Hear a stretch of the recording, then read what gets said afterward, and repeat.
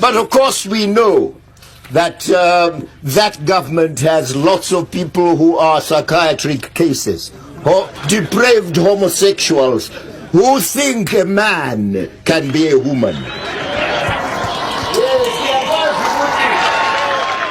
In Tony Blair's government, there are homosexuals who are given to that kind of life.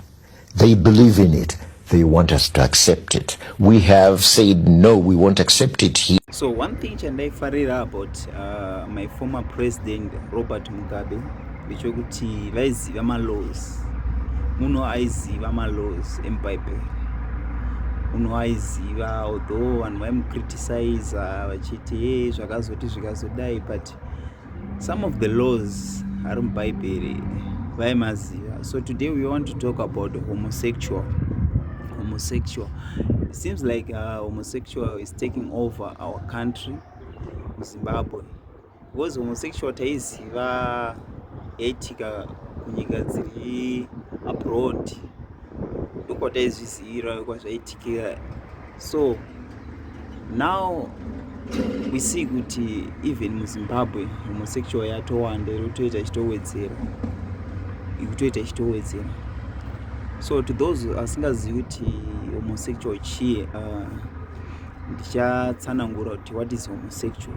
So I will read: a man who is romantically or sexually attracted to other men, or a woman who is romantically or sexually attracted to other women.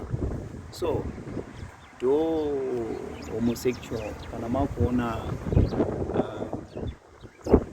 murume akudana nemumwe murume, kana kuti mukadzi akudana nemumwe murume, kana kuti vakutorara vese, murume nemurume vakutorara vese, kana kuti mukadzi nemukadzi vakutorara vese, ndo inonzi homosexual. Ko iro bhaibheri rinomboti kudii about homosexual? Mwari vanomboti kudii about homosexual? So ndichavhura bhaibheri redu kuna Leviticus 20 verse 13. So ndichavereka kuti inoti kudii: if a man lies with a man as with a woman, both of them have committed an abomination. They shall surely be put to death. Their blood is upon them. Kana pane chinhu chisingaregererwi naMwari, ndo ichocho. Hanzi ropa renyu richava pamuri kunyange mukafa. So ropa raJesu harikwanise kusuka chivi chakaita sechichi. Haukwanise kuregererwa kana uchinge waita chivi chakaita sechichi.